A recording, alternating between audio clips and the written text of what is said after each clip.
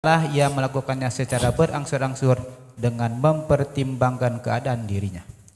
Jika ia makan setiap hari 3 potong roti misalnya, maka dikurangnya 1/30 potong setiap hari. Dalam sebulan berkurang sepotong roti, dan 2 bulan 2 potong roti, dan tidak memberatkannya. Keadaan ini berlangsung hingga mencapai kadar yang mencukupinya. Para sidikin merasa puas dengan makanan yang menegakkan kehidupan dan akal. Artinya selama dia masih bisa beraktivitas dengan normal, tenaganya ada, kemudian bisa berpikir dengan jernih, itu makna menegakkan kehidupan dan akal. Ya, menegakkan kehidupan dan akal, walaupun sedikit makan. Kalau bahasa kita itu mengganjal lah, jangan sampai kelaparan. Ya, akhirnya dia makan sedikit untuk mengganjal perutnya, memberikan hak perutnya. Tujuannya minimal mendapatkan dia bisa beraktivitas dengan normal. Nah, itu makna dari menegakkan kehidupan dan akal. Baik. Nabi SAW bersabda, hasbubni Adam luqaymatun yuqimna sulbah. Cukuplah bagi anak Adam beberapa suap makanan yang menegakkan sulbinya. Sulbi itu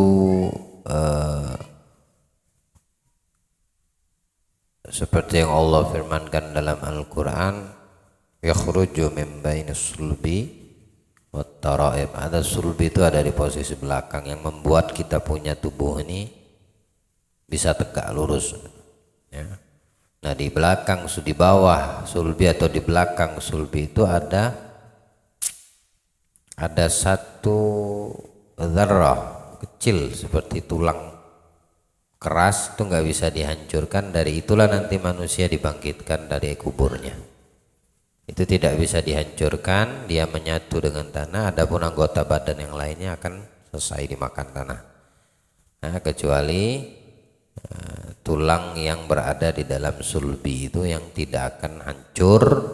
Dengan itu dia akan dibangkitkan manusia dari alam kuburnya menuju alam mahsyar. Baik. Tingkat kedua, mengendalikan nafsunya dengan latihan dalam sehari semalam hingga setengah mud, yaitu sepotong roti lebih sedikit dan mendekati kebiasaan Umar radhiyallahu anhu karena beliau makan 7 atau 9 suap. Umar bin Al-Khattab ini salah satu sahabat yang Masya Allah yang kita kenal, memiliki kedudukan tinggi dan mulia di sisi Allah. Salman Al-Farisi pernah diminta oleh Umar untuk memberikan teguran kepadanya, ya. Karena tidak ada di zaman itu, di masa itu, yang berani menegur Umar bin Khattab, karena orang-orang tahu bagaimana tegasnya beliau, bijaknya beliau, adilnya beliau sebagai seorang pemimpin, sehingga tidak didapati di dalam kepemimpinannya illa makna maksimal, ya, kesempurnaan yang datang dari sosok Umar bin Khattab di dalam kepemimpinannya. Suatu ketika beliau berkata kepada Salman Al-Farisi untuk memberikannya satu teguran yang baik, nasihat lah. Apa kekurangan pada dirinya? Apa karena orang-orang enggan untuk memberikan nasihat karena tahu karakter dan sifatnya? Akhirnya dia minta kepada Salman Al-Farisi. Bilang, Salman, tidak ada kulihat kekurangan pada dirimu sepengetahuanku, ya, hanya saja satu yang aku pernah dapati. Apa? Kalau engkau makan, ada 2 kuah di sampingmu gitu. Dua menu. Mungkin satu kuah daging kah, satunya kuah apa gitu. Nah, itu di mata Salman Al-Farisi tidak layak bagi seorang yang ingin mendapatkan kedekatan dengan Allah. Ya, di dalam mematahkan syahwat makan. Di hadapannya melebihi satu makanan yang dimakan. Ya, Allah beri pemahaman. Kalau kita kan nggak banyak. Kalau kita ya, makan ini ada kuah ini, belum lagi bakwan jagung, belum lagi telur goreng, apalagi ya, di sini ada sambal ini, ada apalagi kalau bikin menu Sunda, oh komplit sudah ya, ada udang lagi tuh, oh, belum lagi daging, belum lagi ayam goreng, banyak menunya gitu. Penting kalau habis semua ini makannya dikit. Nah, jadinya mubazir nanti ya. Apa selera yang ingin kamu makan, jangan melebihi daripada selera tersebut. Ya, apalagi kalau bulan puasa tuh, mulai dah nafsu makannya itu berlebihan, tapi juga tidak dimakan, hanya nafsu saja. Makanya disitulah kita diajarkan oleh para ulama kita untuk mematahkan syahwat makan, termasuk juga syahwat kemaluan. Ini memiliki keterikatan antara perut dengan kemaluan. Nanti akan dilanjutkan. Baik. Tingkat ketiga, mengendalikan nafsunya dengan latihan dalam sehari semalam hingga sebanyak 1 mud, yaitu 2,5 potong, dan ini melebihi 1/3 perut. Tingkat keempat, melebihi 1 mud hingga 1 man. Inilah puncaknya, dan lebih dari itu sudah melampaui batas dan nyaris masuk dalam firman Allah Ta'ala, wa kulu washrabu wala tusrifu. Makan dan minumlah dan jangan berlebih-lebihan. Berlebihan dalam makan juga nggak bagus, juga sebaliknya berlebih-lebihan dalam menahan lapar juga nggak baik.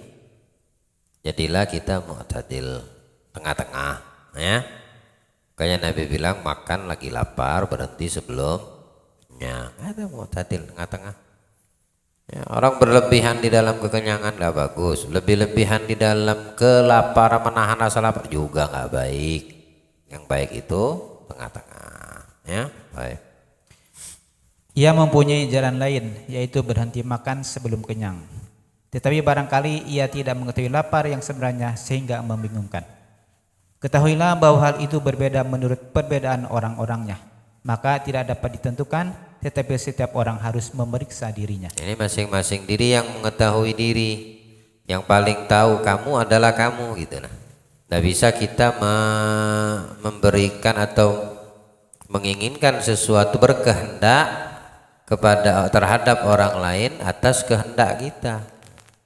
Jadi setiap manusia itu yang paling tahu dirinya setelah Allah adalah dirinya sendiri.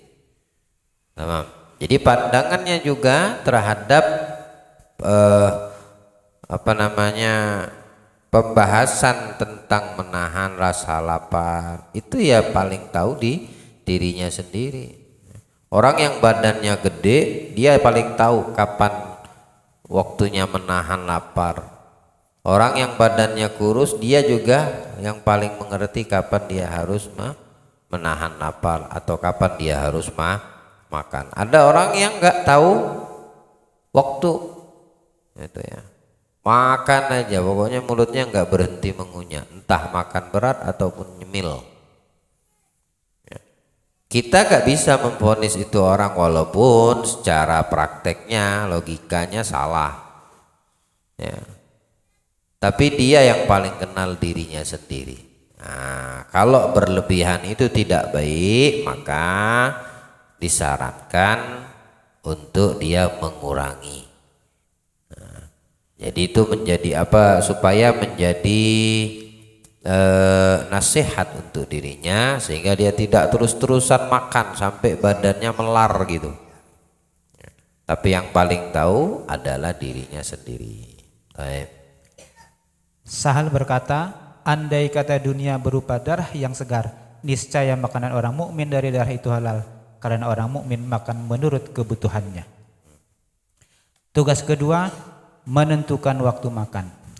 Di antara murid-murid ada yang berlatih dengan lapar, bukan dengan menentukan jumlahnya. Di antara mereka ada yang lapar selama 3 hari dan ada yang sampai 30 dan 40 hari. Oh, Masya Allah, 40 hari hampir nahan lapar. Adakah itu? Ada. Ya. Tidak mungkin tidak ada. Kalau tidak ada ya nggak mungkin Imam Ghazali menjelaskan ini. Ini dilakukan oleh banyak dari mereka seperti Sulaiman al-Khawas, Sahal bin Abdullah, dan Ibrahim al-Khawas. Ini rata-rata mereka adalah para ulama sufi, ya. Mereka yang ahlu tasawuf, yang berupaya, yang berusaha, yang berkorban. Nah, mereka mendapatkan apa yang mereka upayakan. Diriwayatkan bahwa seorang ulama sufi berkata kepada seorang rahib. Rahib itu pendeta lah kalau bahasa sekarang.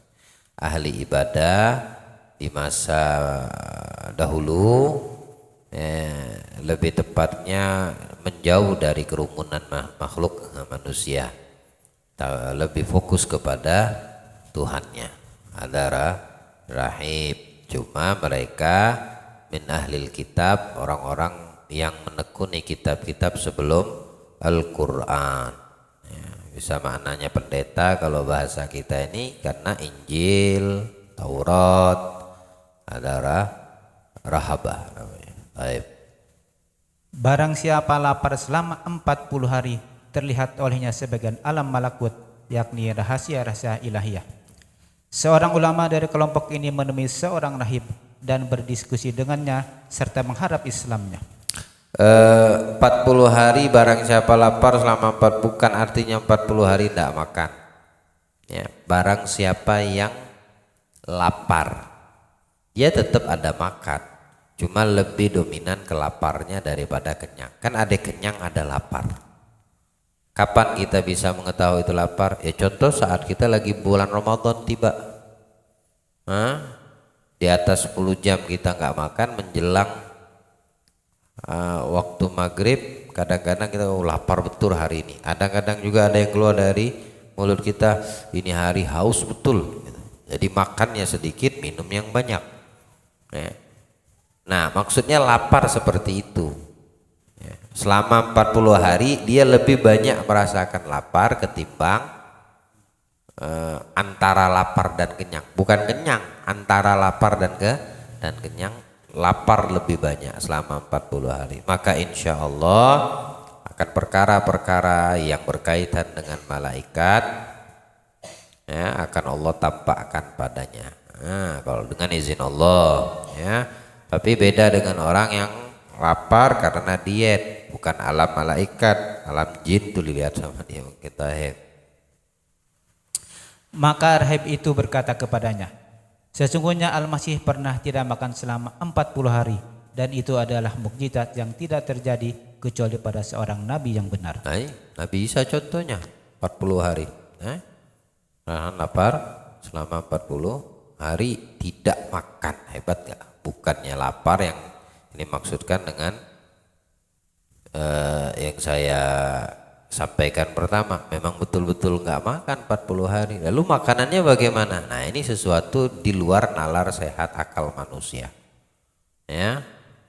Nabi Muhammad makan, kadang lapar, bahkan kadang di rumah beliau 2 bulan, bahkan sampai pernah 3 bulan lebih tidak nyala kompor di dapur rumah Nabi Shallallahu Alaihi Wasallam, ya. Ahlul bait beliau makan apa adanya. Bisa jadi Nabi tidak makan sama sekali, ya, sama seperti Nabi Isa selama 40 hari tidak makan. Tamam. Baik. Kemudian sufi itu berkata kepadanya, jika aku sanggup tidak makan selama 50 hari, maukah anda tinggalkan agamamu dan masuk agama Islam? Rahib itu menjawab, iya. Maka sufi itu tidak meninggalkan tempat itu dan tidak makan selama 50 hari.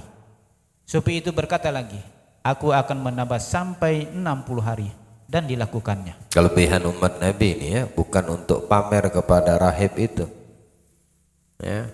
Tapi memang keadaan dan kondisi mereka yang sudah sampai kepada rating atau peringkat mujahadah seperti ini, ya, itu nafsunya yang akan mendorong, ya nafsu yang baik tentunya, ya nafsu yang baik akan mendorongnya. Lihat Imam Al-Ghazali di awal pembahasan ini mengatakan gak bisa orang itu kalau mau menahan rasa lapar spontan, kaget tuh nggak bisa.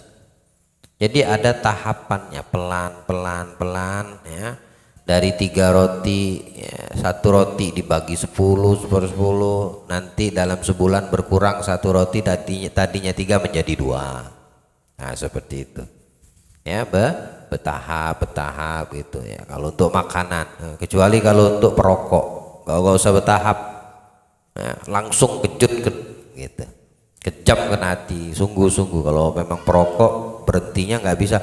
Oh kan kadang-kadang para perokok bilang seperti itu, pelan-pelan, jangan ngaget gitu ya. Nggak ada kalau makanan oke lah, tapi kalau rokok nggak ada itu berlaku, berhenti itulah. Ya. Nggak bisa pelan-pelan, tahap pelan. Ada lagi orang yang bilang dari rokok ubah ke apa namanya itu, elektrik, apa namanya, vape. Ya tujuannya biar berhenti tembakau, ujung-ujungnya bertambah, siang tembakau malam vape. Parah yang seperti itu, alasan aja yang seperti itu ya. Alasan vape. Rahib itu merasa heran dan berkata, aku tidak menyangka ada orang yang dapat melebihi Al-Masih. Peristiwa itu menyebabkan rahib tersebut masuk Islam. Ini adalah derajat yang agung dan hanya dapat dicapai oleh seorang mukasyif. Ia disibukkan dengan penyaksian sesuatu yang memutuskannya dari tabiat dan kebiasaannya. Ia memenuhi nafsunya dalam kenikmatannya dan dibuat lupa oleh rasa lapar dan kebutuhannya, sehingga datang kepadanya makanan rohani dari alam gaib. Tekanan rohani, bukannya makanan dari alam gaib ini seperti jin makan, ya. Enggak, rohaniyah, beda namanya. Kalau ente sebut jin itu adalah kalangan atau golongan bangsa daripada makhluk ciptaan Allah, ya. Jin, iblis, syaitan dan sekutunya, ya, teman-temannya. Tapi kalau ruhaniyah itu alam ruh, bukan seperti alam jin. Kita ini alam manusia namanya alamul ins. Ada alam jin. Kalau di dunia kita manusia, tapi kalau di alam jin mereka kalangan jin, sama kayak kita di dunia ini manusia. Di alam jin, ya mereka golongan jin, syaitan, ya, dan pengikut-pengikutnya. Tapi kalau alam ruhania sudah beda lagi. Makanya tidak bisa dikatakan kadang seseorang itu melihat hal-hal yang diperlihatkan oleh Allah Subhanahu wa taala, sosok misalnya tadi ini orang berjubah, pakai imamah, wajahnya memancarkan cahaya, lalu kita mau mengatakan itu jin, tidak bisa jadi itu maknanya rohaniah. Karena alam ruh itu juga berbeda. Nah ini hanya, ya, terkumpul pada mereka orang-orang soleh, orang-orang yang bertakwa kepada Allah, ya, ruhnya orang-orang yang beriman, yang bertakwa kepada Allah, minas salihin, ya mereka punya alam sendiri, perkumpulan sendiri, ya. Seperti apa yang pernah saya ceritakan, maling yang diangkat, dilantik menjadi wali abdal. Nah, di zamannya Abu Bakar Adni. Dari mana itu bisa semua tempat di atas muka bumi Allah ini mereka mereka berkumpul dengan ruhaniyahnya mereka, dengan alam rohnya mereka. Al-Imam salah satu seorang ulama, lupa saya namanya, dia pernah mendapatkan Oh, dia bermimpi. Saat itu dia berada di Madinatul Munawwarah, dia bermimpi. Abu Hasan Asyadzili, ya, Al-Imam Abu Hasan Asyadzili bermimpi, seseorang bermimpi melihat beliau Abu Hasan, Imam Abu Hasan Asyadzili. Ruhnya dibawa ke Masjidil Aqsa, Palestina. Lalu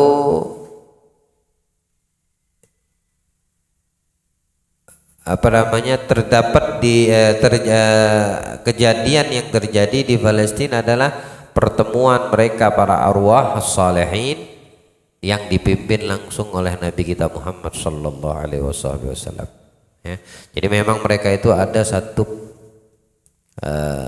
apa bahasa kita ini, meeting kah, ya, rapat kah, pembahasan, ya, mengenai umat, ya, bagaimana menyikapi, memberitahukan kepada yang masih hidup, ya. Satu orang melihat ada anak muda hadir di situ. Kemudian dia melihat ini pemuda tadi untuk mengambil pelajaran. Dia melihat ada kakeknya di situ. Kakek si pemuda ini tadi melihat, banggalah si anak ini melihat si kakek masuk ke dalam rombongan yang di situ ada Nabi kita Muhammad sallallahu alaihi wasallam. Ketika selesai ditungguin sama pemuda ini, dia berkata, ni'matul jad anta, ni'matul jad anta. Bangga si cucu ini, paling nikmatnya punya kakek adalah engkau, bisa masuk ke ruangan yang di situ ada Rasul. Apa jawab si kakek? Bi'satul ibn anta, paling jeleknya keturunan kamu, karena kamu tidak bisa masuk ke ruangan itu. Masya Allah, syukur didikan. Ayo bisa hadir ruhnya aja ke situ, alhamdulillah nikmat. Ini kita kadang ruh kita ketemu setan, ketemu jin, gondrowo, apa macam-macam. Nah, ya, si pemuda ini bisa hadir di alam ruhnya orang-orang saleh, walaupun mereka tidak bisa masuk ke dalam satu ruangan yang di dalamnya ada Nabi sallallahu alaihi wasallam. Dia menyaksikan dia punya leluhurnya ada dan masuk ke ruangan itu. Bangga si pemuda ini. Dia mengatakan, nikmatnya aku punya kakekku adalah seperti kamu engkau, wahai kakekku. Si kakek memberikan kejutan dan pendidikan. Paling buruk-buruknya aku punya keturunan cucu ya kamu. Kenapa tidak masuk ke ruangan, hanya nunggu di luar? Artinya ratingnya, derajatnya belum sampai ke situ. Maksudnya ya ditingkatkan, ya ditingkatkan. Hai Umar pernah cerita seorang wanita dari Suriah ketemu di musim haji, nangis bercerita kepada beliau. Lalu ditanya apa yang menyebabkan mati atau tewasnya, terbunuhkah keluarga? Itu kan lagi masa musim peperangan.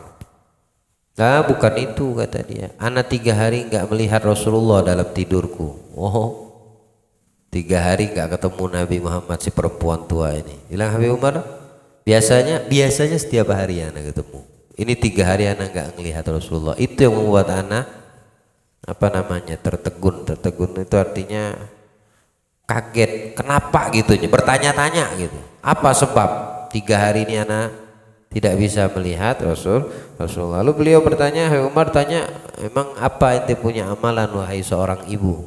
Tidak ada, anak tidak banyak amalan. Allahumma, saya selalu bersolawat kepada Nabi. Berapa banyak, kata beliau, ditanya lagi.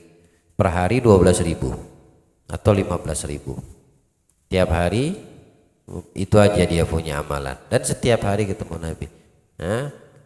Masya Allah ini orang. Dengan tingkatan seperti itu, semakin banyak kita berbuat baik, arti dengan satu amalan, ruh kita pun akan berubah Ya, keadaan ruhania kita pun akan berubah.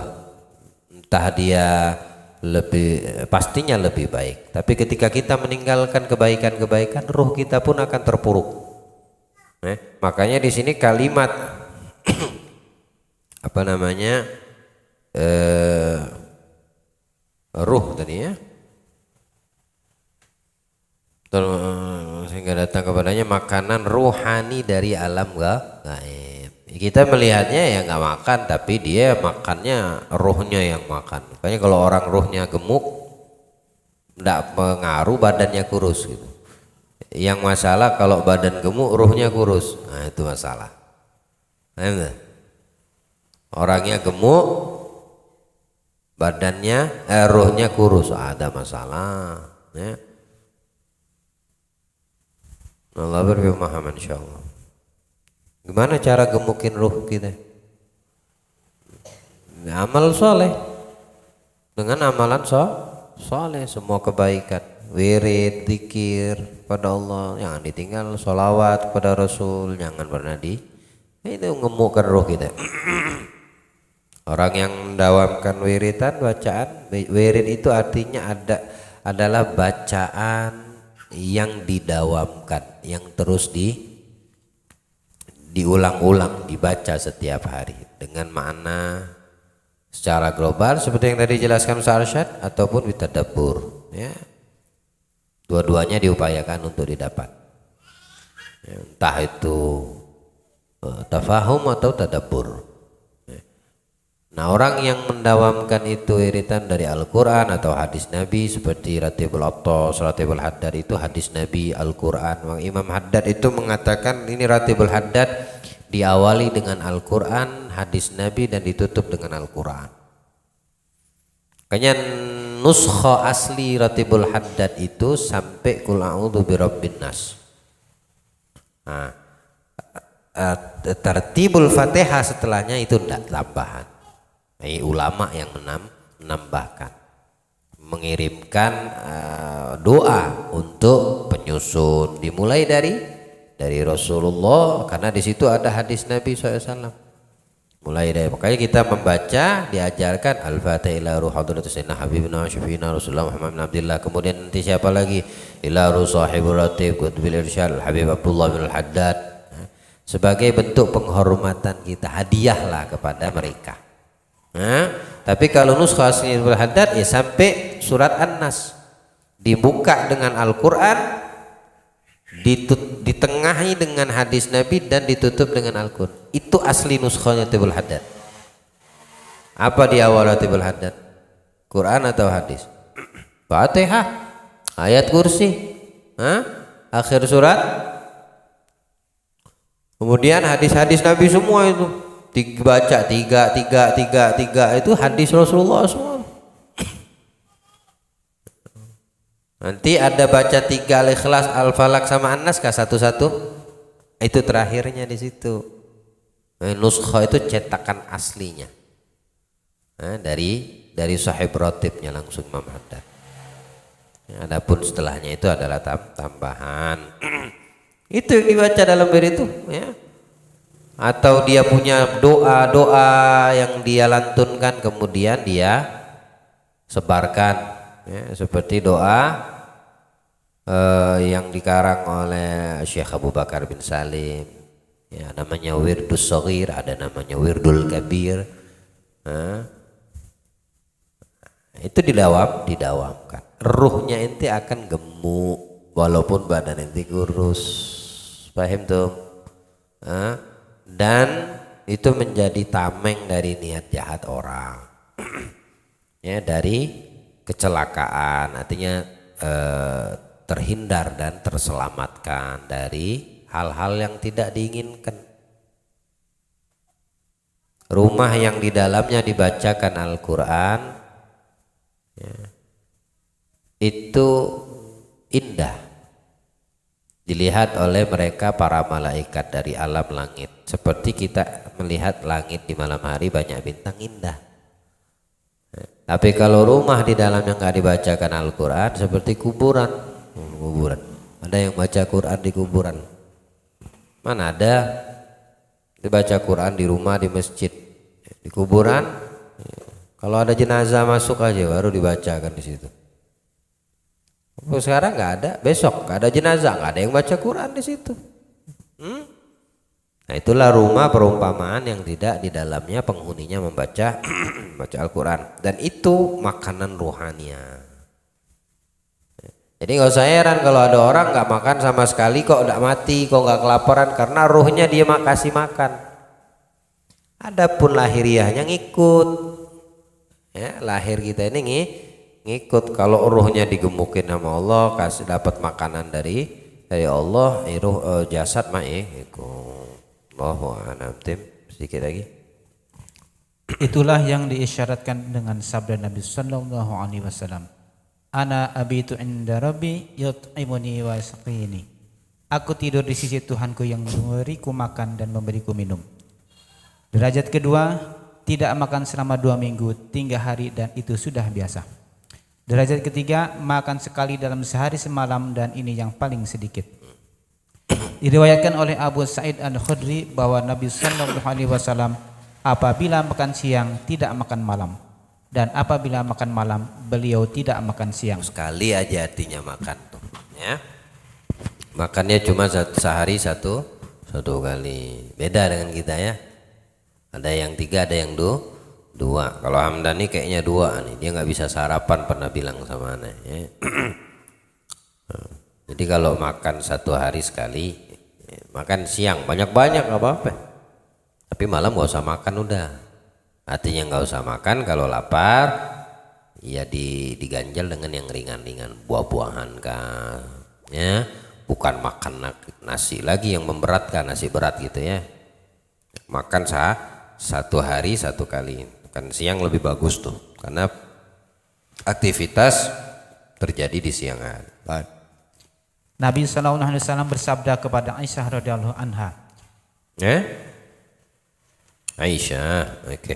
Kepada Aisyah radhiyallahu anha. Iyyaka wal israfa fa inna akalataini fi yaumin minal israf. Janganlah kamu berlebih-lebihan, karena 2 kali makan dalam sehari termasuk berlebih-lebihan. Imam Ali bin Abi Thalib juga mengatakan orang yang paling jelek adalah orang yang memasukkan lugmah bil lugmah. Lugam itu artinya kunyahan, ya. Daripada perangai yang tidak baik ketika kita makan. Kalau makan itu jangan masuk ke dalam mulut kecuali yang dikunyah sudah ditelan. Paham maksudnya? Ya. Pernah lihat orang, jangan makan seperti orang makan rakus. Orang rakus gimana kalau makan?